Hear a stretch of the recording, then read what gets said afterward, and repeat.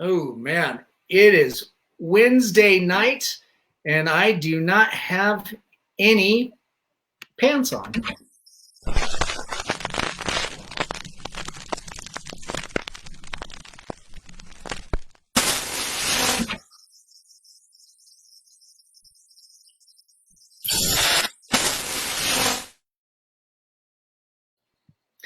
This is COFOH Live and Undead. I'm your host, Daniel Crosier, and I'm here with our guest, Jerry G Angelo, the talented actor and filmmaker. Can't wait to get into it.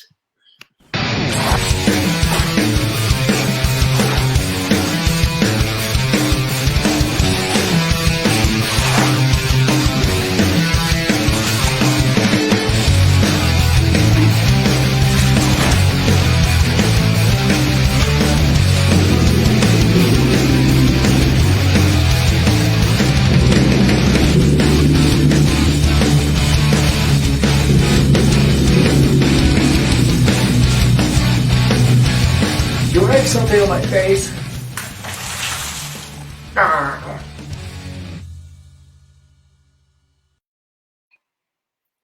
Jerry, how are you, sir? I'm doing great, man. How are you? Great. Thanks for coming on the show. Thanks for being so generous with your time. Oh, well, thank you for all the people and the 8 billion people in the world. You chose me for right now. I'm very grateful. Oh, I appreciate it. So Jerry, tell us a little bit about yourself, where you come from, how you got into filmmaking, what drives you? Oh my gosh, that's like a loaded question. It is. Well, I'm so sorry. What I'm finding fascinating more and more is that the further along in this I go, I become so many different people. I keep evolving. And so gosh, I guess who I am now is I'm the most excited right now for this period of my life, because I feel like finally, after all the, in the trials and the challenges and in just the living, the experiencing in life in general, I finally feel like I'm in the pilot seat of an airplane, of my airplane, and I know all the buttons and I can choose where I'm taking, where I want to go, and I can make all the decisions, and I'm in tune with everything, and that hasn't always been the case. So, that is a wonderful place to be. Right. Oh, that's awesome. I was reading up on your bio a little bit earlier. It looked like, was it in college? You got on as an extra for a Matt Damon movie, and that kind of sparked things. Yes. So I had my background was, well, I was in college. I wanted to go into the FBI. I had been going to school. That was my what I thought I was going to be doing. And I was gotten pulled into politics after college.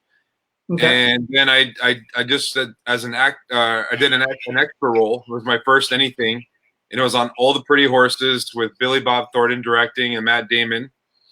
Oh, it was in New Mexico. We went out there to Santa Fe to film it, and just watching it, I was watching Matt Damon walk through the crowd of all these inmates. I was like one of the inmates from the during the Civil War or something like that, the Wild West, and something resonated with me. I felt that like I was supposed to be part of storytelling, in a larger role than just acting. I got to watch Billy Bob, direct, and I saw how people were interacting, and I saw the difference between me and the other extras and stuff. I wanted to do something more with that, so I started to investigate that. I jumped right in. Oh, fantastic! Now I saw too that in high school, I think it was, you were very active in sports, but also in creative writing. Did that have a part to play in aspirations for storytelling? Miss Rose. No, I'm just kidding. Yeah. yeah. When you have a crush on your creative writing teacher, it can impact things. Creative writing is something I've done ever since I was a kid. Like it took a always find it interesting. My mom told me I wasn't really talking until I was like 4 years old or something like that. Okay. And then at a very young age, whatever age it is, when you start to write, I start creating stories and poems and stuff. And I always like to write like that and create, do the writing like that. And then I played with G.I. Joes, and G.I. Joes were that was my jam, even until I got caught in high school, which is kind of embarrassing. I won't get into that, but I was playing with G.I. Joes. That led it, all that was part of the creative teaching that got me into writing. And writing has been my favorite attribute, or one of my gifts that I enjoy the most. Nice.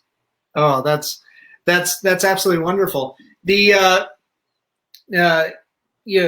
you've gotten a slew of just amazing projects that you've been working on recently. Today, I had the fortune of watching on Netflix American Warfighter. Is that right? Yeah. Wow. Okay. Yeah. So yeah, tell us a little bit about, because you directed that, wrote it, and then also acted in it too. So I mean, you're wearing a lot of hats in a production like that. Can you tell us a little bit about that experience? Yes. You want to know how the inspiration came, or do you want the actual making of it? Yeah. What's the information? All right. Well, this was already maybe 5 years ago, or maybe 6 years ago. Okay. I'm an actor, if you're an actor, you don't do extra work, or you try not to. Not saying that there's anything wrong with that, but if you're in acting, you can't do extra work, because I don't know, it's an industry thing. You're not supposed to do that. Anyway, being in Los Angeles, I got a call. I fit a role, a look for a Navy SEAL. And they said, hey, if I want to come back to Albuquerque, New Mexico, which is my hometown, and be out there for a couple of weeks, being directed by Peter Berg and working with, like Taylor Kitsch and Eric Bana, Mark Wahlberg, Ben Foster, Emil Hirsch, just all-star cast. Yeah, Lone Survivor. So I did, and I went there for 2.5 weeks, and I was just very grateful for this experience. Many wonderful experiences came from that. But I got to make acquaintances with Marcus Luttrell, and Marcus Luttrell is the lone survivor. The movie's based off his book, Lone Survivor, and he was the only survivor of the mission. Project Red Wings, I believe, is what it's called. But I had a call. I was talking with him one day. We're on set. We're in a parking lot, and they have a full mountain, like a prosthetic mountain that was fabricated in the parking lot. It went over, probably 50 feet high, and they were going to be jumping off this mountain, and they had trees and pine trees. It looked very real. Cool. So next to it was a hydraulic helicopter, and the helicopter was going to be representing the helicopter is coming in for rescue when, I think it was 23 soldiers got killed by an RPG that hit it. And so this is reenacting real moments of his life and his, everything that he went through. And we're talking, and then all of a sudden he just kind of went quiet, and he just stared off. And it caught on me. Everyone's, doing their daily jobs. Crafty's wheeling out this, the camera's, setting up the camera. Everyone's just doing their stuff for the next hour or two before we do the scenes. And there was this tremendous weight that I felt. I was like, oh my God. I said, it impacted me so much to the point to where I said, I have to write a story that is about this weight that these soldiers carry. And so American Warfighter was made as a tribute to all our servicemen and women, and it brings awareness to PTSD as well. Right. Yeah. Watching that, seeing how your character is dealing with post-traumatic stress disorder, was definitely brought a lot of gravity, I think, to the film, because so many people are dealing with that when they come back from service. Yeah, I knew very little. I was inspired. I've never served the military myself, but I have friends and family that have and do, and that I've loved very much, and I've learned a little bit of what you just learned in being in that position. But in the process of making and writing American Warfighter, I began to interview veterans from all different eras and different events that they were involved with. You know, even ones that have PTSD from they feel guilty from not even serving during a time of war or conflict. And you know, there's just so much going on, and it's not just the veteran or the individuals. You know, their families are affected and their friends are affected, and it's just, you know, it's an incredible sacrifice. And I don't think, I think it makes a difference the more of us that understand that, and that's what I wanted to do, is create something that weighs in on that, instead of just something that's just a war movie that's about killing and stuff. Yeah, yeah.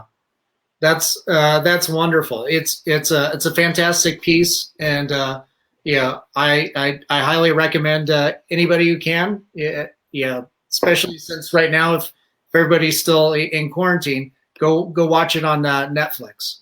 Yeah, I was going to show you some things I had made. These were some original promotions that we did. Okay. This was when the film was called Warfighter. This is the European. This is one of the posters. Nice. This isn't the poster that's in the American version. This is the international, and we have different. I think this one's in Korean. Okay, nice. And you can see down here the verbiage here. Let's see. It means family, brotherhood, and sacrifice is kind of like some of the taglines.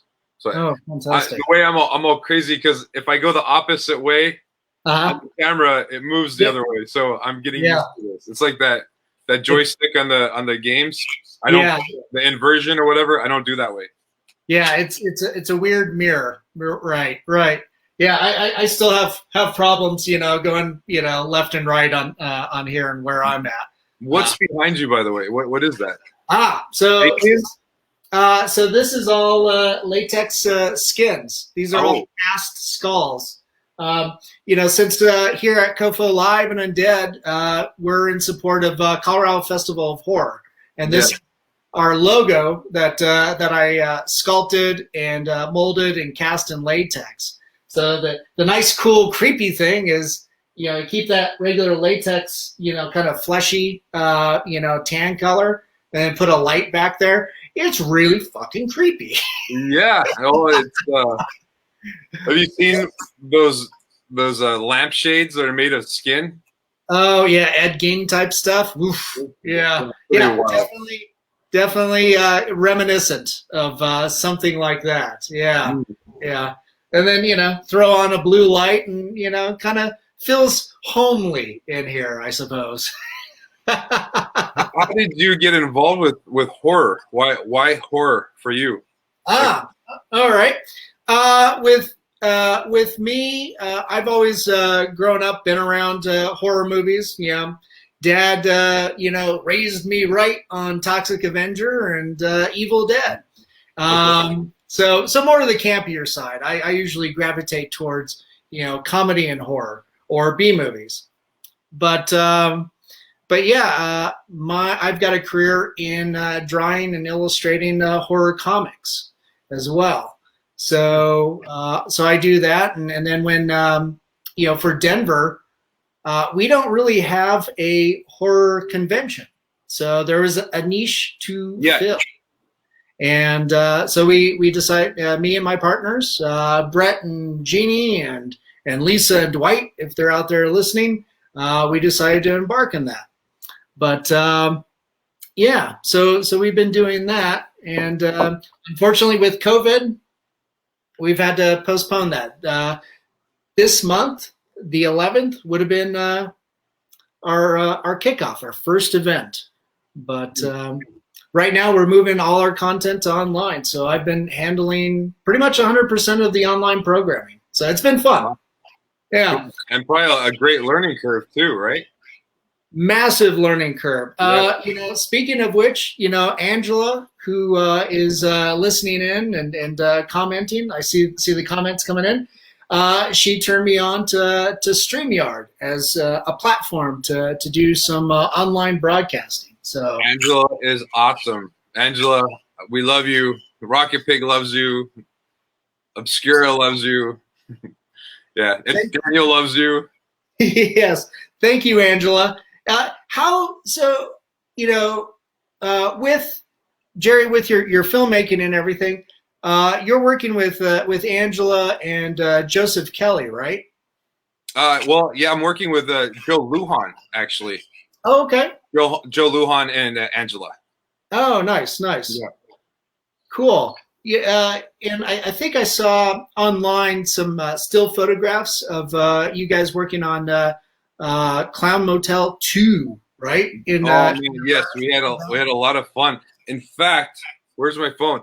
I just had a picture come into me from set literally oh, cool, a few minutes ago.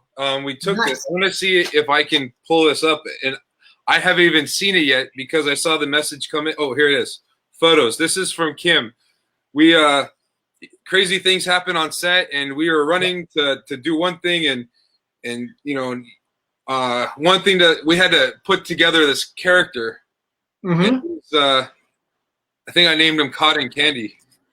Oh, okay. I know. This is your character? What's that? This is your character in the film? Yes. It's pretty menacing. It's pretty wild. He's probably like the buffest clown you've ever seen. There you are. Yeah, that clown goes to the gym, doesn't he? Yeah. There's some really good ones I saw. That was like from a farther distance, but I mean, nice. It's pretty wild.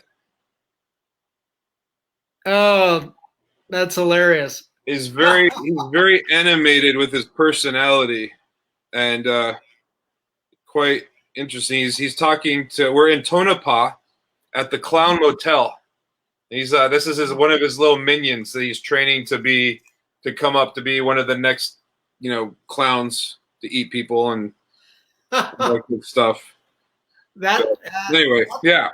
That's pretty fun. So it sounds like you guys had a great time on that set. And you've done some other horror movies. I saw. Unfortunately, I haven't seen the film yet. But is it Artik? I think I just saw the trailer to that. Yes. It's not every day you get to play tour guide for a friend. That is Artik. Artik is a comic book obsessed serial killer, and he collides with a straight edge welder guy. And Artik is trying to train one of his orphans to become, follow in his footsteps. Oh, legacy. This was kind of like the look that Artik. Yeah. I mean, this is a sexier version of Artik. Yeah. A little bit more groomed and polished, kind of like Fabio, but he I was going to say buffed up Viggo Mortensen. What's that? I was going to say kind of a beefed up Viggo Mortensen. Yeah, I haven't heard that. That's a good one though. Yeah, totally. Yeah.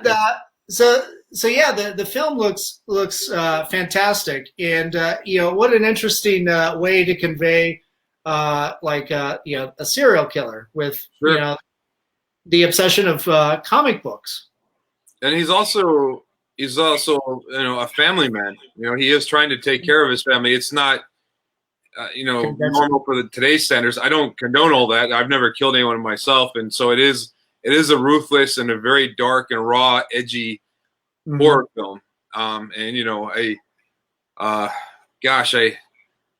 It's made for our specific horror audience, but I just like it is pretty dark. So like I'm kind of new to the horror world. So okay.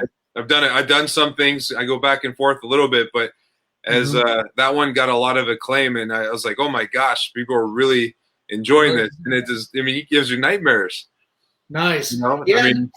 I see your co-star too, and that is Chase Williamson. I think he was in a film that I really enjoyed. What was it? John Dies at the End, based off of. Yeah, I saw that at Shriek Fest actually. I was with Chase on that one. Oh, you were on that one too? No. I was during the screening at Shriek Fest. Artik was playing at the same time, or the same weekend that was playing. No kidding. Wow. Yeah. That's cool. And I do want to say that Tom Bocci was the writer and director, is the writer and director of Artik. And he's a phenomenal director. He's a great editor and writer as well. And he's putting some other projects together as we speak. But Tom Bocci is a dear friend of mine as well, and he utmost respect for him and his craft. And he's gonna. I was telling him you're gonna be the next version of the John Woo and all that. Ooh, nice. Yeah, nice. That's quite the compliment. And you're getting ready too to direct and star in your next feature, Obscura. Can you tell us a little bit about that? So good. Yeah. Obscura is fun. This is a fun one. Okay. You know what? We kind of created something little by little under the circumstances, with COVID happening. Right. I had a feeling this was going to take a long time, and we were supposed to start production on something completely different. Action romance project, much larger. But I talked to everyone. Everyone was like, "Let's do something together." We'll do something a little bit smaller and stuff like that. And little by little, we start putting this together in what has come to be now Obscura. And what Obscura is, it's about a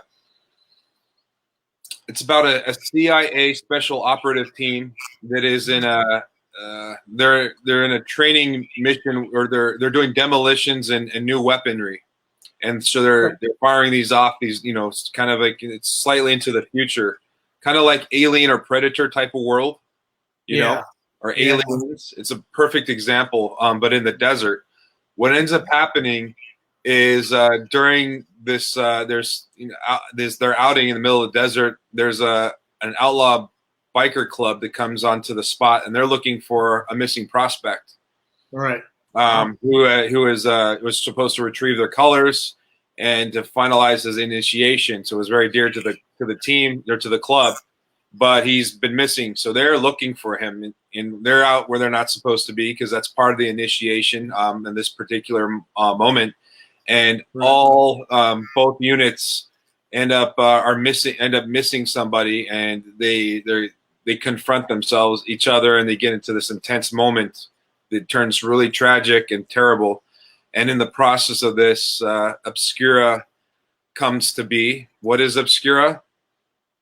We don't know. You're going to have to figure that one out. But she is a son of a gun, and vicious, and it's awesome. So, and we're having fun. We're having so much fun doing this. So it's it's a serious high action drama horror. There's a lot of story in there. But if you liked Predator and you like Alien and Aliens, there's going to be a lot of fun things. We already shot a good portion of the movie. We had some great actors. We had Adam Dorsey. He was playing Chief. He was one of the lead captains. We have John Krikelis, David Bianchi, Chris Moss, and Danielle Ryerson. And we had Z the dog. He's one of the tactical dogs. And it's so awesome. It's an incredible opening. If you liked Young Guns, remember Young Guns? I know it's not a horror movie. I remember that. We were just watching that last week. You were? Yep. You remember Charlie Sheen dies? And you're like, what? He's like the main guy. You can't kill Charlie Sheen. Well, man. Well, I won't say anything more. But those are some of the actors that we already filmed. And then we have an ensemble cast of a lot of other great talent. There's two celebrities that we haven't gone public with yet. So we'll be sharing that pretty soon. That are going to be some of our A talent for our project. Nice. So I'm so grateful to be in this position. But we have Aubrey Scar, who is our lead actress, kind of like the Sigourney Weaver. She's she can fire weapons. She's very athletic. She's like a Vikander, Angelina Jolie, Emily Blunt type. She's a professional opera singer. And she has a beautiful voice. She's played at some of the biggest venues here in the States. We have John Camp, and he's done I was just watching what, it was some kind of fright movie that was on last night. I was at Joe Lujan's house, actually, in Vegas. I'm in Los Angeles now. He's how much traveling I've been doing. And all of a sudden, I'm like, oh my gosh, that's John Kemp. He's in our film. And we're like, oh my gosh. And then all of a sudden, the next he goes and there's Pancho.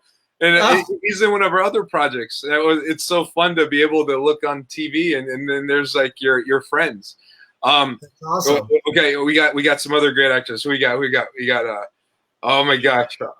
We got E.R. Ruiz. Okay, wait. I'm getting all the characters mixed up. I don't want to forget anyone's name. And we have such a big cast because we have a real biker club that is coming in, and then we're also decorating some of the actors in there. And then we also have the military unit. David Robbins, who saw American Warfighter. He's a very dear friend of mine. He was in Artik as well, and he helps me in all my films. He's usually a unit production manager, so he's coming in from Dallas, and he actually started getting into character, learning to ride motorcycles and stuff for this role. He actually bought a new motorcycle to practice learning from this. He takes it really serious. Dedication. Yeah, we got Zach Tuchon. Zach was in American Warfighter as well. He's a professional painter. Also, he does paintings and they sell for like $20,000-$30,000. Takes after his dad, but he also sings and we songwrite together. So we got some great songs, that we're putting together, not necessarily just for the film, but for Rocket Pig. That's the new company. I was going to say with ER was also an American Warfighter. We have Eric Bernard, who is also a producer with American Warfighter. You got a great group of people. It sounds like it's awesome. It's so much fun. Here we are. We know that we all come to do our job. But with the Rocket Pig, that's my new company. I say we're going to make the film. We're all going to show up. We're all going to put all this stuff together. But you know what the change in me, what I said, what I'm different now than who I was before. And this is the first one out the gate, is it's all about having fun and adventure and having that experience and having a quality and a positive experience. There's always challenges and things come up, daily things of production, but man, the next day as you get started, it's like with the river. The river's never the same. It goes by. It's water under the bridge kind of thing. You take that approach, you're going to get so much further quicker, and you're going to enjoy it so much more because you just just let the positive parts drive you. You keep be happy and have joy and fun, and love. That's what drive me. It's such a great experience when you're able to make art and fantastic projects with your friends, and you can share in that experience. 1,000,000%, just like Angelo. Joe gets 1,000,000%. Yeah, and Jerry too.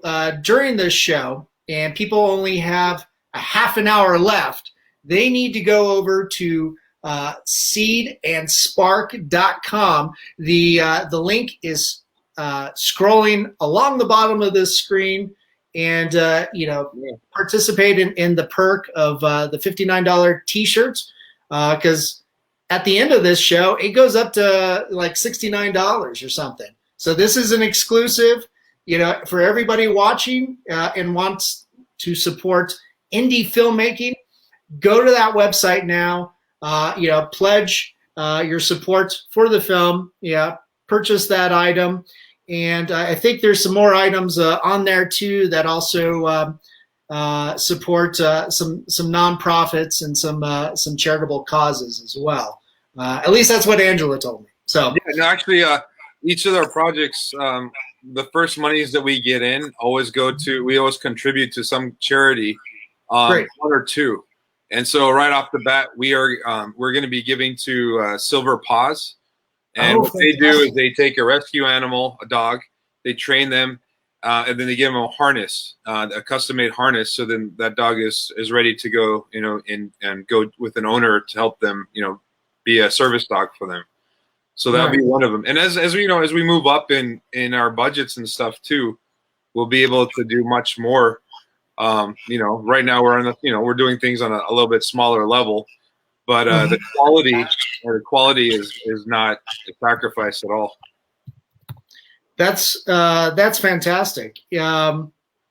It's such a good thing too. And also like right now during quarantine and COVID, animals tend to get overlooked.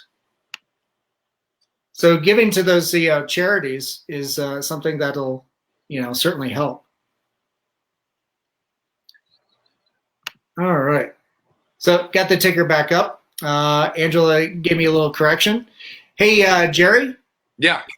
Okay. Sorry, I thought you freeze framed for a second there. Oh, I was just watching you. Oh, I'm so sorry. So if you don't mind, I'll play the story. A little bit of the trailer and stuff. Yeah. This was a concept teaser that kind of started everything. So, cool. We'll be releasing an actual trailer sometime. Well, I don't even not sure. It'll be in the future, in the near future. But this is a concept teaser trailer, and I went out with Joe Lujan, and Kilo, who is our director of photography. He's a very talented. You can look them both up on Instagram as well. But you can check out what we did. We did all this in 4 hours. Check it out. Nice. Cool. All right, let me turn these off real quick, and then add that. All right.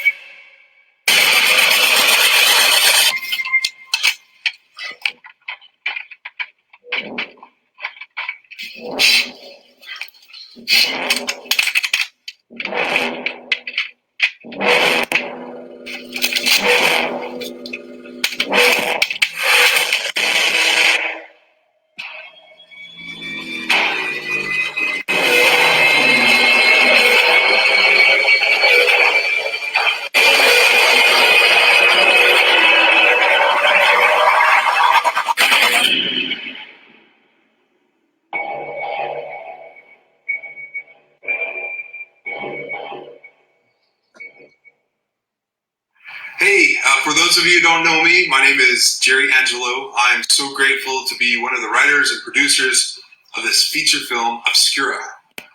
Hold on a second. Steven Spielberg. Steven Spielberg, what's up? Hey, I'll tell you what, let me put you on hold. I'll call you back. Let me call you back. All right, bro, later. Obscura is a feature film about a group of CIA Special Force operatives in the middle of the desert that collide with Hard Edge Biker Club. And they must team together to survive the onslaught of Obscura. Now, this is a totally fun franchise, kind of like Aliens or Predator. We have an award-winning cast. Because of this COVID pandemic, the film industry has been totally shut down like so many others.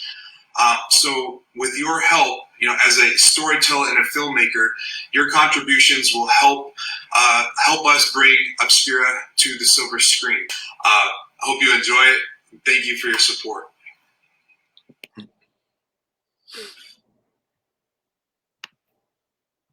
Oh, that's pretty awesome.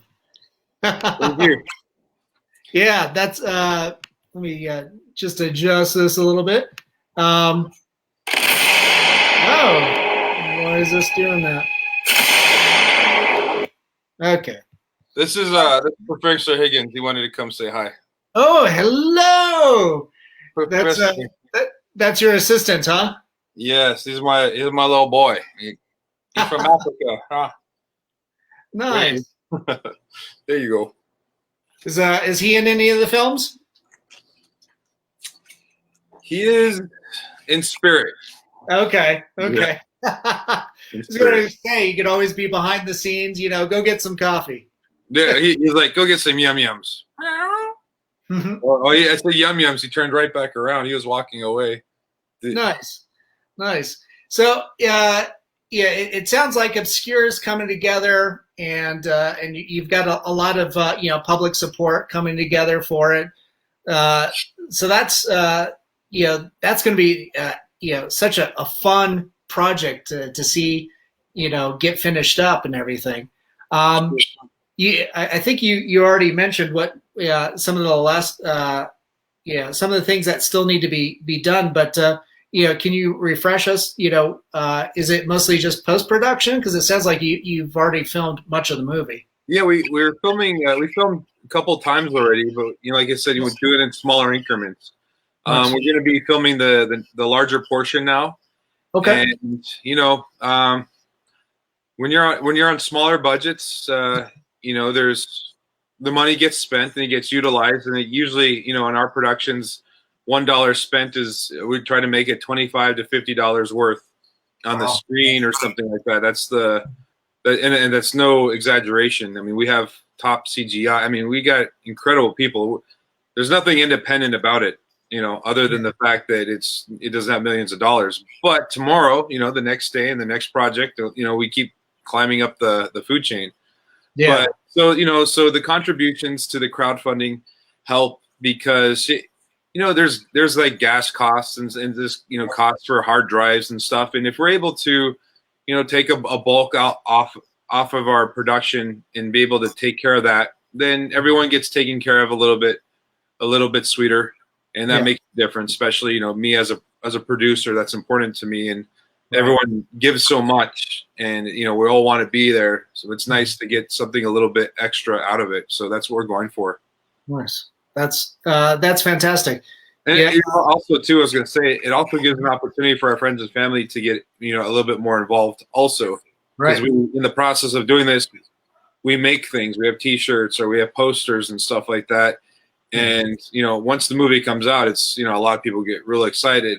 During the making process, it's a little different. It's always so it's different. So people jump on right from the beginning. Nice.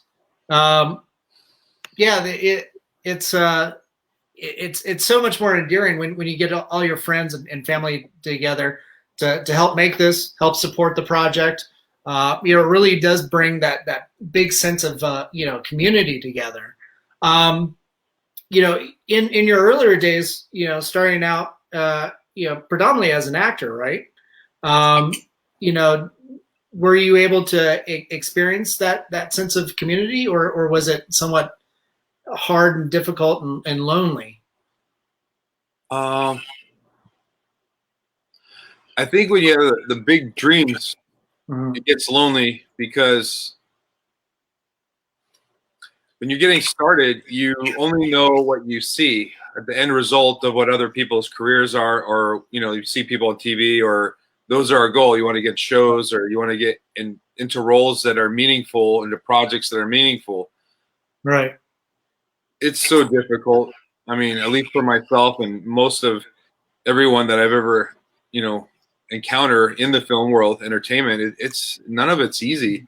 It's not like you just go to school, graduate, and you got a job waiting for you. There's a large process, and the industry changes over time. From black and white headshots to this, until now you have to have different types of background, or there's auditions. Everything it has its own. It's a living organism. It changes. Right out the get-go, because of my background in the business of politics, when I did my first project, was called Highway to Santa Fe. And I wrote that for one of my friends who I thought was so talented. He couldn't get a job as an actor. So I wrote him something, and I said, well, I'll play in it. And, well, I know the story, so I'll direct it. And with the marketing or in politics that I did, I already knew how to put teams together and raise funds and stuff like that. So I did that. Cool. And it was such a great experience. It was very successful. And so right out the gate, 19 years ago, we made Highway to Santa Fe.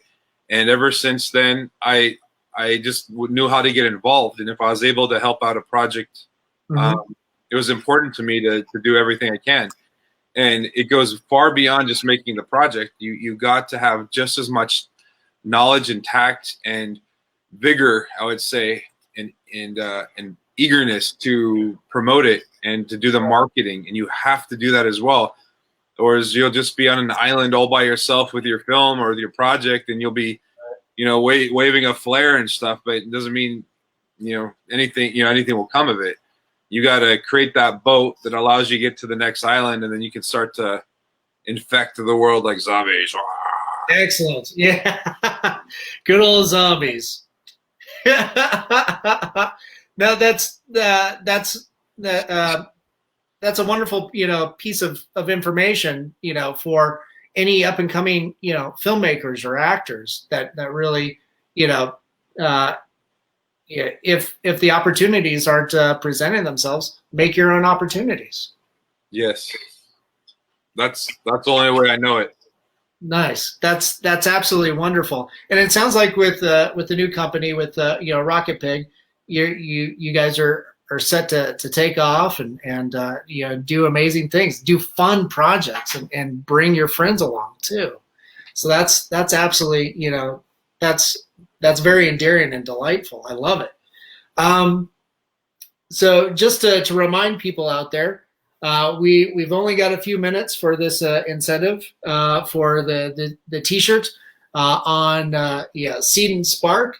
So go. The link is scrolling along at the base there. Go and support Obscura, support indie filmmaking, and I know things are tough right now with COVID, but creativity and art bring people together, especially needed during these times. But yeah, what I'll say about the shirt is the shirt is actually special. It's going to be worn by the main character. His name is Sam Burke, but he goes by Wicked. And so each of this he's one of the CIA operatives. He's the only one that survives the whole ordeal. And Obscura is a franchise project. And his character and Obscura go into the Ravage Rain universe, which is all it's like the comic book world and sci-fi world that is created by Joe Lujan with Immortal Wars, and there's a whole universe there of incredible fun actors and roles and stories and stuff. And Joe, actually you should have Joe Lujan on here too. He's a wonderful person. Nice. Very talented. So we enjoy working together. He's actually the director of Obscura as well. Oh, cool. Oh, fantastic. So you'll be it'll be a co-directorship with maybe with the cat too, huh? Yeah. Well, actually, we're not even doing the co-director. We're just both directors. I mean, he's done plenty, I've done plenty, and there's nothing cool about it. It's there's no egos or whatever, and it's fun. And nice. Also, I'm an actor on there, and I pick the best people around, to be out there with me. I want the best. I want people that are better than me. I want to learn what they know and share what I have, and it just makes for just an incredible. It makes everything incredible. The movie is going to be with you for the rest of your life, and if you're building day by day and just being good and not being stressed out and stuff like that, and taking the time to breathe with your teammates and stuff like that, it just makes it awesome. Everyone grows. I mean, my production coordinator and I were just, we were in Goldfield one day, and then 4 hours later, we're in Las Vegas, and we're doing all these errands and stuff. Then we're coming back, and then we get to feed these donkeys. They're in the middle of this town called Beatty. They come up to your window, literally, and you're petting them. And we didn't have any food, so we went to this gas station, got some apples and weenies, like a little thing of weenies. People said don't feed them weenies, so I didn't. But they ate the apples. Yeah, it was awesome. And it was just awesome, a great experience. If we weren't making a movie, this wouldn't happen. If we we didn't. If we could have easily just kept on going, on to our destiny, but we took the time to smell the roses or to smell the donkeys and feed them apples. I encourage people to, as much energy that they put into their projects, don't forget to have the fun, because for the longest time in my life, and doing all these, I've produced 12 feature films now, and it was work. I did, put my heart and soul into it and stuff like that, but you drive yourself into the ground and you sacrifice for less. And then at the end of the day, it comes and goes and it's done. And if you don't take the moments that are here, even just in your regular life, doesn't have to be on a movie, just be present. You got to be present, do it. And it makes everything greater. It starts to, you get this positive momentum moving forward. And when stupid things come in, or stupid people or whatever, you're so much bigger than that. It's just like, losing a stapler. It's not a big deal. It's okay. Hey, you know what I'm saying? Yep. Things move on. You go on to the next thing, and then, definitely. As you say, take the time to smell the roses and enjoy the moment too. And I would love to say hi to Dave and Patty. They're some of our producers out there in Goldfield, and they're housing Twyla, our production coordinator, and Roxy, who's our special effects makeup head, and she's creating Obscura as we talk. It's so awesome to see it in little pieces. She has this little warehouse thing, and we came in with a truck, and she unloaded it, and I unloaded it, and Kale's out there. He was an American warfighter. He was a little kid, like, I don't know how old he was, like 8 or 9 or 10, and now he's like 16 or something, but he's like Jolly Green Giant. He's bigger than all of us. He's big old hair, and he's helping us out. Nice. And all the townspeople are coming together. We got the art lips, and oh my gosh, it's so good. Cool. Jerry, you sound like, you definitely seem like somebody that really has a strong passion for what you do, and the people that you surround yourself with and work with. When you think back, like as a kid, or even now too, like what films are you a fan of? What do you geek out on? Dude, there's so many. I always say I have like 50. I have 50 films in my top 5, but I probably actually have 100 films in my top 5. Nice. Since this is horror based right now, I'll say like some of the scary ones that I remember. Yeah. Like I remember Children of the Corn. Oh yeah, good pick. Oh shit, that's so scary.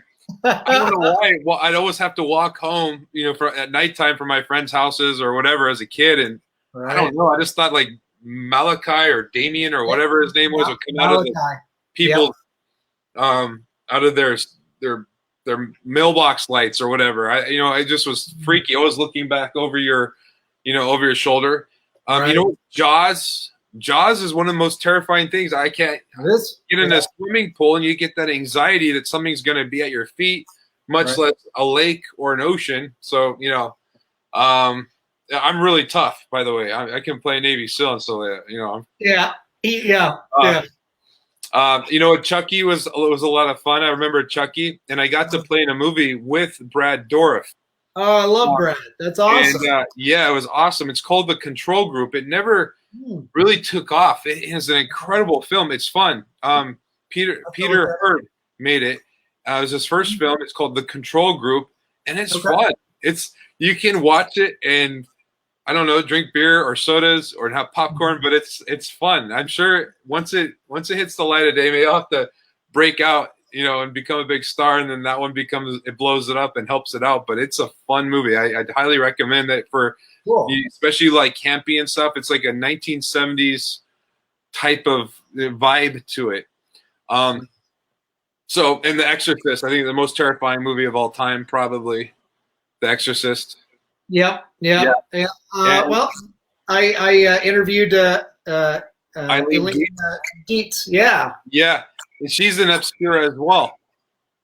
Oh, no kidding. That's fantastic. I knew she was going to be in Clown Motel 2 with you guys. Eileen is fantastic. And let's see. And then as far as like films that are my favorites, like in my, when I say top 50 films in my top 5, Last of the Mohicans. I just love that film with Daniel Day-Lewis. There's some incredible scenes in there that I love. All my movies that I write, there's always someone that I love or hate that sacrifices himself to save the group or save somebody else, or to you know, give up their life to move the story forward. And so that's incredible. Legends of the Fall, Platoon, you know, Willem Dafoe. American Warfighter has some moments in there as an homage to Platoon, and then also Saving Private Ryan. You know, so many moments when that are, you know, these stories that I put in my movies and I write, also things that touch me. As they touch me, they're with me my whole life. You know, 40 years now. You know, maybe I should write some of these things and try to get some of those same emotions into my films. So for the next generation, you know, not to copy or anything, but to have my own twist or my own version of something like that. But it's out of respect, and it's like now I get to watch American Warfighter and I enjoy it. I get to see David Robbins and Michael. Oh my gosh, I keep seeing him blind and everything. It's been so long since. Let's see. We got Michael Keane. Yeah, Michael Keane. They have this incredible scene together, and when David dies in his arms is like a beautiful. I just love it. And anyway, I can. So those are some of my, and Singing in the Rain. You see Singing in the Rain? Yeah. My dad raised me on Abbott Costello. I love Abbott and Costello, especially Abbott and Costello. You know, Meet the Wolfman. Yes, right. And Meet Frankenstein. Yep. Like, They had fun. Like, we need this again. You know, it's like we can be hams and have fun, and we can be serious and be cool and like, what's up, babe? What's going? You know. Well, you know, like with Abbott and Costello, you know, it really kind of gave way to movies like Monster Squad in the 80s. Right. Yeah. You know, that was my Goonies growing up. Okay. All right. Yeah, Goonies was great too. Yep. Oh, very much so. Yeah, you can go back and watch Goonies and you know, except for the timing and the cultural context, like it's still just such a sharp film, and it moves and it's so engaging. All the characters are just incredibly well written and well conveyed. What's the monster guy? That's a good guy that eats the candy bar. What's his name? Sloth. Baby Ruth. Yep. Yeah, there you go. Yeah, that's good. Oh yeah. Him and Chubbs, you know, buddies forever. Who is Chubbs? Chubbs was the shorter. What actor is that? Is he a famous actor now or something? Yeah, he's. I don't know what he does nowadays, but he's very thin now, and I think he's a bald guy. Oh. Yeah. Cool. Yeah, I don't know what I forget the name of the actor, but I've seen him recently at like reunion screenings and stuff. You see that stuff online. Cool. Right on. Yeah, but man, yeah, it's pretty inspiring to see, you know, all those movies, and then to take some of those elements that you know, really moved you, and then be able to apply that to what you do. Mm-hmm. Yeah. So we're just about running out of time, but yeah, is there anything else that you know, you want to convey, Jerry? You know, where can you know, people go to find your films? Obviously, American Fighter is on Netflix, and I highly recommend it. So, you know, American Warfighter is on Netflix, and some of the other, you know, a lot of the other streaming services. We have Artik by Tom Bocci, and that one is on Amazon Prime and Hulu and iTunes and a whole bunch of other ones. Nice. Let's see. You know what? I just, you know, my new company is Rocket Pig, and you know, reach out to us. We have incredible people on the team. You see any of our names, you know, say hi. If they're in a position that you like, whether it's sound or creature effects or photography, reach out to us. We're everyday people like anyone. We have learned how to go and take what we want by the horns and to do it, and to not be, even if you are afraid, but to take those risks and challenges and stuff, and having a perspective on things that to have fun and adventure, and just inspire. I think that's important too for me. Yeah. No matter at what point in my life, anytime I've ever been inspired, I've always been able to overcome and do whatever it is that people said that you couldn't, or that you don't believe that you could. So I like to inspire people, and and give them and share. I'm making my film, and it's one genre. It's something particular to whatever I'm making, but the next person has something that's completely different. It may not be my cup of jam or whatever, but I know what it means for me, for my project. So I know what it means for them, for their project. And I can be just as excited to help them achieve their goal. And that's what Rocket Pig does, is to help move people's careers upward. Nice. And build those relationships. And that's the worth of everything. If that couldn't be achieved, then I don't even know. I don't want to do it, honestly. I don't want to do it by myself. You go to the top of the mountain and take a selfie by yourself or something. We got a whole team, and we're going to continue to grow. And yeah, that's what I have to say.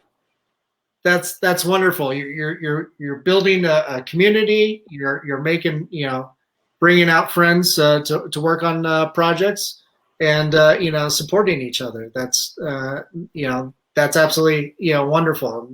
There needs to be more of that, especially in this industry. Yeah, well, I want to thank you too. Like I said at the beginning, you could have chosen anybody, and so I get this opportunity. So, well, I appreciate your time and coming on and talking about your craft and all the fun, cool things that you're involved in and stuff, and having your assistant come on too. All four legs of her are him. Well, that's Professor Higgins. He teaches classes online now, obviously with Princeton and Harvard on Wednesdays and Tuesdays. But other than that, he's just a regular old cat. Right. Nice. I love it. So Jerry, go ahead, stay on, and we're gonna sign off here real quick. And just a quick reminder: everybody go to Seed and Spark. And help fund Obscura and participate in the creative process by giving, and then also you're giving to some good causes as well. But Jerry, thanks so much again for your time. Thanks for coming on. It's been an absolute pleasure to meet you and to learn more about what you do. Cool, thank you, man. You take care. Thanks. And to everybody that's out there that's watching, thanks for watching. Thanks for all the comments. Go support Obscura. And I want to say thanks to Sumner Twins Talent for sponsoring us. Thanks to my producers, Stefan Santa Cruz and Amanda Armstrong. And And thanks to my partners with COFOH, Colorado Festival of Horror. Hopefully we'll see you in the physical person next year. Everybody, have a great night. Be good and be kind to each other.